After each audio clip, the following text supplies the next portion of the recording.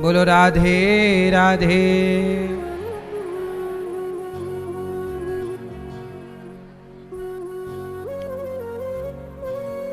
सुनो, ध्रुव जी ने अपने आप को किसके हवाले किया? जोर से। अब ध्रुव जी ने अपने आप को भगवान के हवाले किया और ध्रुव जी 5 साल के बच्चे थे बेचारे। अपने पिता की गोद में बैठने गए तो सौतेली माँ ने हाथ पकड़ के नीचे गिरा दिया, चल यहां से। रोते रोते माँ के पास आए, कहा माँ मेरा अपमान कर दिया है, हाथ पकड़ दर्शन करेंगे। ध्रुव जी चल पड़े घर से, अब मैं भगवान को पाकर ही लौटूंगा। चले तो रास्ते में नारद जी मिल गए। नारायण नारायण। कहो बालक कहां जा रहे हो? ध्रुव जी ने कहा जा रहा हूं भगवान को पाने। नारद जी बोले भगवान को पाना बड़ा कठिन है, तुम छोटे हो, 5 साल के। सोचिए 5 साल के ध्रुव जी ने जाप कैसे किया? ऐसे जाप किया कि एक बार नाम जप में बैठे, ऐसा चिंतन किया कि 3 दिन बीत गए, रात बीत गई, दिन बीत गए, कंटिन्यू नाम चल ही रहा। 3 दिन बाद समाधि लगी तो 1 महीने तक तो ऐसा चलता रहा कि 3 दिन की समाधि। 1 महीने बाद क्या हुआ कि नाम जप में बैठे तो 6 दिन तक बैठे ही रहे। मैया आप लोग 3 घंटे ठीक से नहीं बैठ पाते कि 3 घंटे शांति से कथा सुन लो। ध्रुव जी 6 दिन तक कंटिन्यू दिन रात बैठे रहे। 6 दिन बाद फिर खुली समाधि, लगा के भूख लगी। बच्चे हैं ना 5 साल के, तो 6 दिन बाद जब जागे तो उन्होंने कहा कि कैथा का फल खाए थे तो 3 दिन मैं डिस्टर्ब कर रहा था, आहार बदलना पड़ेगा। तो घास वास खाए, जो वहां घास थी, पत्ते, घास पत्ते खा खा करके भजन किया। 3रा माह लगा तो 9 दिन में समाधि खुली। 9 दिन कंटिन्यू ओम नमो भगवते वासुदेवाय, ओम नमो भगवते। कोई ध्यान नहीं, किसी का ना डर कि शेर खा जाएगा कि सांप डस लेगा, ना डर ना तो चिंता, बस नाम, ओम नमो भगवते वासुदेव नाम। अब बताइए ऐसी तन्मयता से कौन नाम जप कर रहा है? बताइए। आपसे कहते हैं कि एकादशी का व्रत कर लो, तो एक दिन की एकादशी में आप यही सवाल करते हो महाराज जी एकादशी में क्या खाएं? एकादशी करने का हम कहें तो आप सवाल यही करते हो खाएं क्या? चिंता खाने की। ऐसा कब हुआ कि आप सवेरे नाम जपने बैठे और शाम तक बैठे ही रहे? कब शाम हो गई पता नहीं चला। ऐसा कभी आपके साथ हुआ कि सवेरे नाम जपने बैठे और कब शाम हो गई पता नहीं चला? जबकि आप पंचायत करने बैठती हो या बैठते हो तो कब 3-4 घंटे गुजर जाते हैं पता नहीं चलता। टीवी देखने बैठे कब 4 घंटे गुजर गए पता नहीं चला। लेकिन नाम जपने बैठे तो कब 5 घंटे गुजर गए। ऐसा कब हुआ? सोचिए आपकी उम्र क्या होगी? क्या होगी आप लोगों की उम्र? किसी की 40, किसी की 50, किसी की 60, किसी की 30, सोचिए आपके 50 साल की उम्र में एक भी दिन ऐसा नहीं आया कि सवेरे से शाम तक भगवान का चिंतन हो। एक दिन आपने अपनी पूरी जिंदगी में एक दिन ईश्वर को नहीं दिया, और चाहते कितना कुछ हो। देने के नाम पे आप क्या देते हो? कब ऐसा दिन आया कि सवेरे से शाम हो गई और केवल नाम जब चलता रहा, श्रीमन नारायण श्रीमन। मेरी मां, नाम पहले के साधु संत जंगल में तपस्या करते थे, बैठे हैं सो बैठे हैं। आप लोग भी माला जपते हो, बार बार माला गिनते हो, कितना हुआ, कब 11 होए, कब रखें, कब टीवी देखें, कब जल्दी माला पूरा हो, कब पंचायत करें, कब माला पूरा हो, कब चाय पिए। बोलो हां।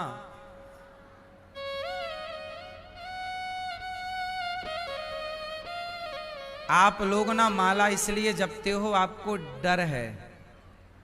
कुछ लोग तो भक्ति डर के कारण करते हैं, श्रद्धा वृद्धा नहीं है, डर है कि ईश्वर का डंडा ना पड़ जाए। सही है गलत है? डर के कारण नहीं, भगवान से प्रेम। कभी तो ऐसा समय आए कि जब आप दिन भर, और ये आपके करने से नहीं होगा, अभ्यास नहीं है ना आपका। आप आंखें बंद करती हो, नाम जपती हो, तो दिमाग में संसार घूमता है,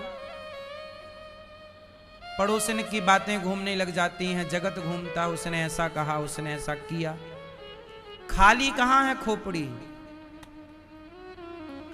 शांत चित्त से जगत को किनारे रखकर जब आप प्रेम से भगवान को पुकारेंगे, तो क्या भगवान बहरे हैं, सुनेंगे नहीं? ध्रुव जी ने पुकारा, 5 महीने ऐसे ही जाप किया। पहले माह में 3 दिन में एक बार खाए, दूसरे माह में 6 दिन में एक बार खाए, तीसरे माह में 9 दिन में एक बार खाए, चौथे माह में 12 दिन में एक बार खाए। 5वें दिन कुछ खाए नहीं।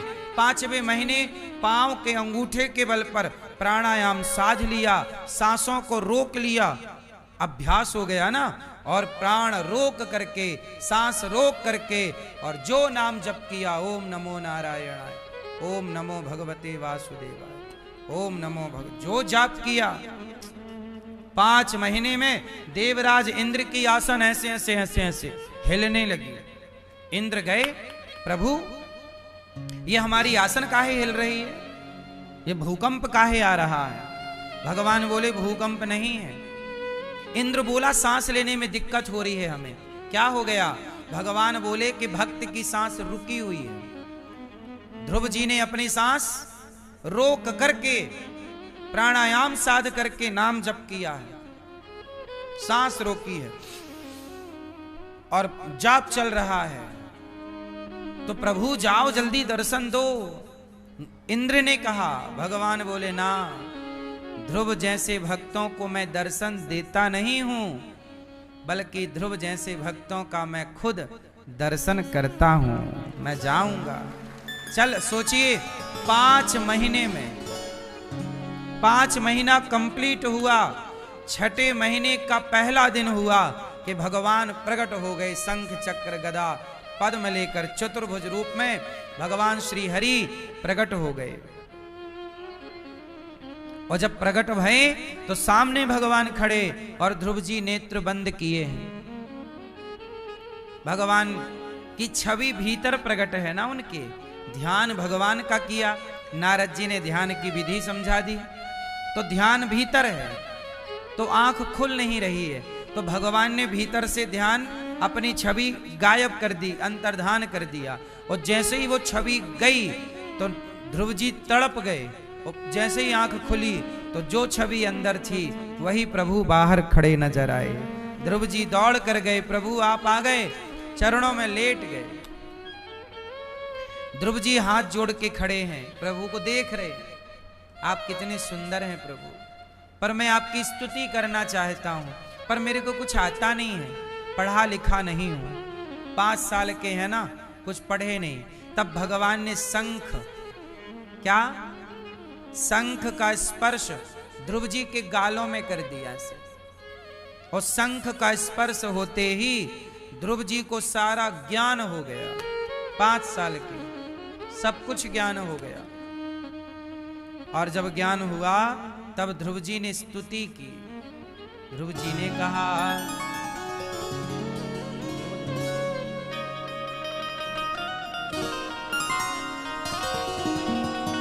ध्रुव जी को ज्ञान हो गया और ध्रुव जी ने कहा, योऽन्तः प्रविश्य मम वाचमिमां प्रसुप्तां संजीवयत्यखिल शक्तिधरः स्वधाम्ना अन्यास्तहस्तचरणश्रवणत्वगादीन् प्राणान्नमो भगवते पुरुषाय तुभ्यम्। बड़े भाव से ध्रुव जी ने भगवान की स्तुति क्या कही, योऽन्तः प्रविश्य, हे प्रभु मेरे अंतःकरण में आप आ जाओ। जो आप सामने खड़े हो ना, आप मेरे अंदर आ जाओ, आप मेरे अंदर आ जाओ, मेरे मन के मंदिर में आप प्रतिष्ठित हो जाओ। मंदिर कहां बनाना चाहिए, बोलो। बाहर का मंदिर अलग है, भीतर का मंदिर सदा के लिए। इसलिए कहता हूं कि मंदिर बनाना है तो भोग कैसे लगाएं। आप लोग ना बाहर ज्यादा देखते हो। अच्छा एक बात बताओ, जो बाहर है वो भीतर है या नहीं? जो ईश्वर, जो भगवान बाहर हैं, क्या वो भगवान भीतर नहीं है? बोलो। आपको भगवान ने बाहर बैठकर बनाया है कि भीतर बैठकर? बोलो। आपकी मां के पेट में आपको डिजाइन किया गया है। आपकी आंखें कहां लगी थी? बाहर के मां के पेट में। कहां? आपके पांव कहां लगे? हाथ कहां लगे? आपका शरीर कहां बना? तो अंदर कोई था ना जो बना रहा था, सही जगह आंख लगा रहा था, सही जगह हाथ लगाए, कोई था? तो वो बाहर है कि भीतर? तुम्हें बनाया ही उसने भीतर बैठ के, और तुम उसे बाहर ढूंढ रहे हो। समझदार बाहर नहीं देखता, समझदार मन के मंदिर में देखना चाहता है, भीतर। अज्ञानी लोग बाहर खोजते हैं। मोकू कहां तो ढूंढे बंदे, मैं तो तेरे पास में।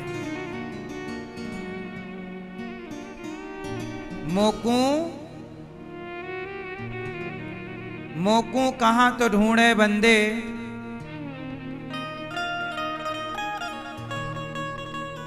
मोकू कहां तो ढूंढे बंदे, मैं तो तेरे पास में।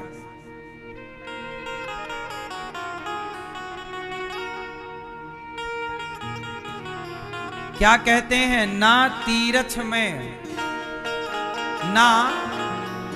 ना तीरथ में, ना मूरत में, ना एकांत निवास में, ना मंदिर में, ना मस्जिद में, ना काबा कैलाश में। ना मैं जप में, ना मैं तप में, ना मैं व्रत उपवास में, ना मैं क्रिया क्रम में रहता, नहीं योग संन्यास में, नहीं प्राण में, नहीं पिंड में, ना ब्रह्मांड आकाश में, ना मैं त्रिकुटी भवर में, सब श्वासों के श्वास में, खोजी होए तुरंत मिल जाऊं। सोचिए, कबीरदास जी कह रहे हैं ये बात, खोजी होए तुरंत मिल जाऊं, पल भर की ही तलाश में, मोकू कहां तो ढूंढे बंदे, मैं ना एकांत निवास में, ना मंदिर में, ना मस्जिद में, ना काशी कैलाश में, खोजी होए तुरंत मिल जाऊं, एक पल की ही तलाश में, मोकू कहां तो ढूंढे बंदे, मैं तो तेरे पास में, मैं तो तेरे पास हूं, यहां हूं, हृदय में भीतर। इसलिए भाव आना चाहिए, भाव से। जैसे भाव क्या है, आपको भाव बनाना आता है? भाव आता है? आजकल भाव का मतलब क्या समझते हैं? गांव में लोग कह रहे भाव आ गए, उछल उछल के उच्छा उच्छा उच्छा उच्छा, ऐसे ऐसे करते बोले भाव आ गए। गांव में नहीं, वो अपने को मारते हैं ऐसे, वो मैया को ऐसे झूम बराबर झूम से। बोले क्या हो गए? बोले भाव आ गए। नवरात्रि में नहीं, माताएं पूरे बाल बाल खोल के उच्छा उच्छा, बोलो हाँ, बोल दे देवी जी आ गई, ये आ गए। गांव में कहते हैं अरे भाव आ गए, भाव। ये भाव नहीं है। भाव क्या है? भाव क्या है ये समझने का विषय। आप समझाते हैं भाव क्या है। भाव किसे कहते हैं? भाव कहते हैं प्रेम को। भाव किसे कहते हैं? कहते हैं भाव से। भगवान को भाव से देखो। भाव मतलब प्रेम। प्रेम का ही पर्याय भाव है। अब भाव क्या है इसका बिल्कुल सटीक मीनिंग समझिएगा, सटीक अर्थ समझिएगा। भाव किसे कहते हैं? जैसे आपको मैं भाव में जरा 2 मिनट के लिए लेकर चलूं, चलोगे? चलो, भाव बनाओ। आंखें बंद करना पड़ेगी आपको मेरे साथ, सावधान हो जाओ। जरा आंखें सब लोग बंद कर लो, अपनी अपनी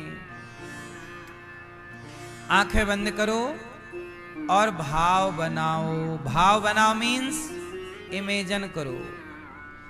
चलो मेरे साथ बैकुंठ, चलो सब लोग ऐसा भाव बनाओ कि जैसे बैकुंठ में लक्ष्मी जी भगवान नारायण के पांव दबा रही हैं, आप भी एक चरण लक्ष्मी जी दबा रही हैं तो भगवान के दूसरे चरण को आप दबा रहे हैं, हम दबा रहे हैं। भाव बनाओ कि हम भगवान के चरण दबा रहे हैं। भाव बनाओ कि हम भगवान की परिक्रमा कर रहे हैं। सब लोग भाव बनाओ कि हम गिरिराज जी पहुंचे हैं और गिरिराज जी की माटी को प्रणाम करके, रज को प्रणाम करके और गिरिराज जी की परिक्रमा कर रहे। सब लोग चलो भाव से ऐसा इमेजिन करो, भाव बनाओ हम गिरिराज जी की परिक्रमा कर रहे हैं। सब चलो भाव बनाओ, हम गिरिराज जी की पैदल पैदल प्रणामृत पी रहे हैं।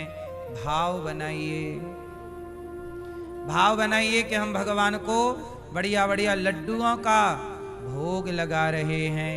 अपने हाथ से भगवान को भोग लगा रहे लड्डू का। भाव बनाइए।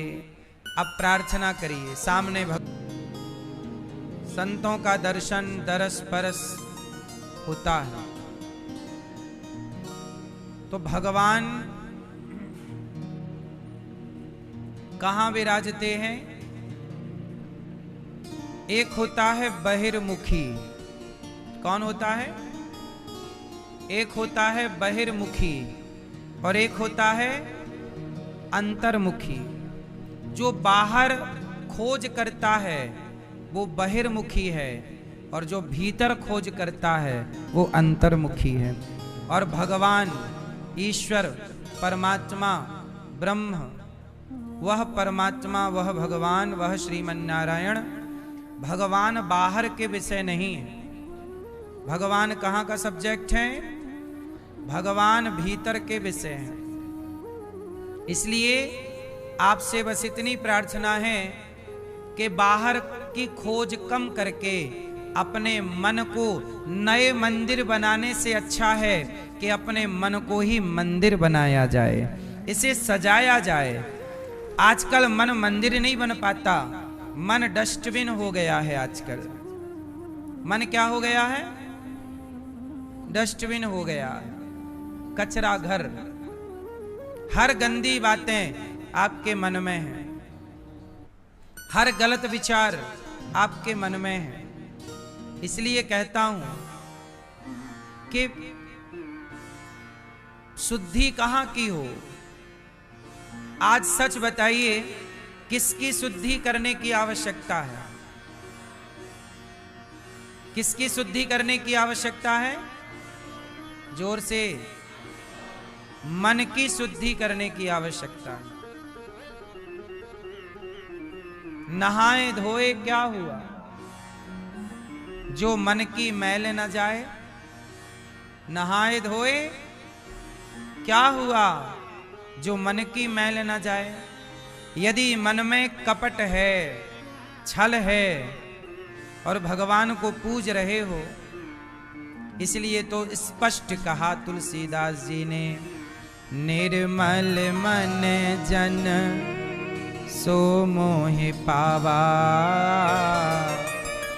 मोहि कपट छल छिद्र न भावा। निर्मल मन जन सो मोहि पावा, मोहि कपट छल छिद्र न भावा। इसलिए मेरी मां ध्रुव जी महाराज ने कहा, योऽन्तः प्रविश्य मम वाचमिमां प्रसुप्ताम। हे प्रभु, मेरी सोई हुई बुद्धि को आपने जगा दिया। हे प्रभु, मेरे भीतर अंतःकरण में प्रवेश। ध्रुव जी ने ये नहीं कहा कि मैं आपका एक मंदिर बनाऊंगा। ध्रुव जी ने ये कहा, योऽन्तः प्रविश्य, हे प्रभु आप मेरे अंतःकरण में प्रवेश कर जाइए और आप मेरे मन को ही मंदिर बना दीजिए। मुझे बाहर मंदिर बनाने की जरूरत। आजकल क्या चल रहा है? बाहर मंदिर बनाते हैं, चलो एक मंदिर और बनाते हैं, चलो एक मंदिर और बनाते हैं। आजकल बाहर मंदिर बनाने की बड़ी होड़ लगी हुई है। बोलो हाँ, सबको मंदिर बनाने हैं बाहर। योऽन्तः प्रविश्य मम वाचमिमां प्रसुप्तां, संजीवयत्यखिल शक्तिधरः स्वधाम्ना, अन्यास्तहस्त चरण श्रवणत्वगादीन् प्राणान् नमो भगवते पुरुषाय तुभ्यम्। हे प्रभु, मेरे हाथ सदा आपकी सेवा में लगे रहें, आपकी और आपके भक्तों की। अच्छा, जब मन की शुद्धि होगी तो क्या क्या फायदा होगा? आज आप लोग रोज मंदिर जाते हैं, रोज दिया जलाते हैं, रोज नाम जप करते हैं, फिर भी परेशान हैं। क्यों? अच्छा एक बात बताओ मैया, यदि अंदर भी और बाहर भी प्रकाश चाहते हो तो दीपक कहां रखना पड़ेगा? कहां दीपक रखें कि भीतर भी प्रकाश हो और बाहर भी प्रकाश हो? जोर से मैया, ओ पीली मैया,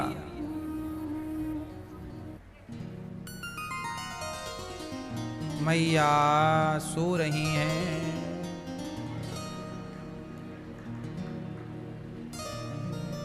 राम नाम मणिदीप धरूं, जीह देहरी द्वार, तुलसी भीतर बाहिरो, जो चाहत उजियार।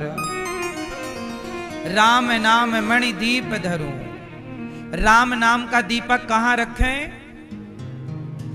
द्वार पर। द्वार क्या है? जिह्वा। बाहर भी प्रकाश रहेगा और भीतर भी प्रकाश रहेगा। जब तक आपके भीतर प्रकाश नहीं होगा तब तक बाहर क्या नजर आएगा? आंखें भीतर से काम नहीं करेंगी तो आंखें बाहर से देख क्या पाएंगी? बाहर को तब देख पाएंगी आंखें जब भीतर सब सिस्टम सही हो। तो भीतर से सब सही होगा तब ना बाहर काम होगा। बोलो, भीतर ही सही नहीं है तो बाहर से कैसे होगा? समझ में आई कि नहीं? बोलो हाँ। इसका मतलब ये हुआ कि ठीक कहां करना है? मन को क्या बनाना है? मन को, इसी को कहते हैं भाव, कि हम यहां हैं पर भाव से वृंदावन, भाव से हरिद्वार, भाव से अयोध्या जी घूम आए, दर्शन कर आए। ध्रुव जी ने भगवान की स्तुति की। भगवान ने कहा जाओ पुत्र, 36,000 वर्षों का हम आपको राजा बनाते हैं। जगत में कोई इतना नहीं दे सकता जितना भगवान देते हैं। ध्रुव जी को राजा बना देते हैं भगवान। और ध्रुव जी अंत में भगवत धाम मृत्यु के सिर पर पांव रखकर भगवान के धाम चले गए। बोलिए भक्त वत्सल भगवान की जय। ध्रुव जी के वंश में एक से बढ़कर एक राजा हुए। आगे चल के भगवान पृथु हुए जिन्होंने 10,000 कान मांगे और प्राचीन बरही को पुरंजनोपाख्यान की कथा देवर्षि नारद जी ने सुनाई। एक बार क्या हुआ कि मनु जी के दूसरे पुत्र का नाम है प्रियव्रत, जिनका विवाह विश्वकर्मा की पुत्री वरहिष्मती से हुआ। और इन्हीं के वंश में भगवान ऋषभदेव जी हुए। ऋषभदेव जी के 100 पुत्रों को उन्होंने कहा, नायम देहो देह भाजाम्रलोके कष्टान कामान नरहते विडभुजाम। ये तपो दिव्यम पुत्र कायेन सत्वम शुद्ध्यैद्यस्मात् ब्रह्म सौख्यम त्वनंतम। अच्छा ये बताओ, ये बात हम नहीं कह रहे हैं, भगवान ऋषभदेव जी कह रहे हैं कि ये बताओ आप लोग मनुष्य क्यों बने हैं? मैया, आपको भगवान ने मनुष्य क्यों बनाया है? क्यों बनाया है? बताओ वो कौन कौन से काम हैं जो कुत्ता, बिल्ली, मनुष्य, स्त्री, पुरुष, चिड़िया सब करते हैं। बताओ वो 3 कौन कौन से काम हैं जो सब करते हैं? क्या करते हैं 3 काम? पहला काम, खाते सब हैं। बोलो हाँ। आप खाते हो, चिड़िया खाती है, मछली खाती है। खाने का सुख सबके पास है। बोलो हाँ। आप खाते हैं, हर जीव खाता है। बोलो हाँ। तो सबका एक सा है, सब खाते हैं। बोलो हाँ। दूसरा, सब सोते हैं, सोने का सुख आपके पास है। तो बिल्ली भी सोती है, चिड़िया भी सोती है। बोलो हाँ। नहीं, भैंस भी सोती है, नहीं, बकरी भी सोती है, नहीं सोती। हर जीव सोता। खाने का सुख भगवान ने सबको दिया और सोने का सुख सबको दिया भगवान ने, और बच्चा पैदा करने का सुख, भोगों का सुख, ये भी भगवान ने सबको दिया है। बोलो हाँ।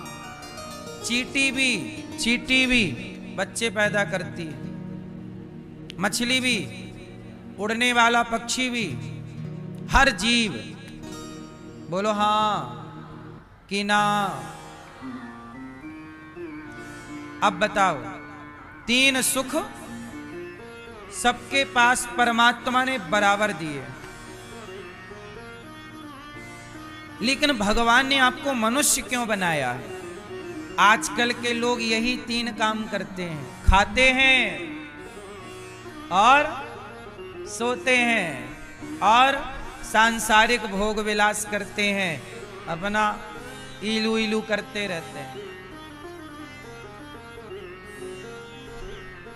तीन काम के भारत से ऐसे एक साल में 1000 बच्चे गए, तो जरा 1000 गुणित 50 लाख करियो भैया, कितना हुआ?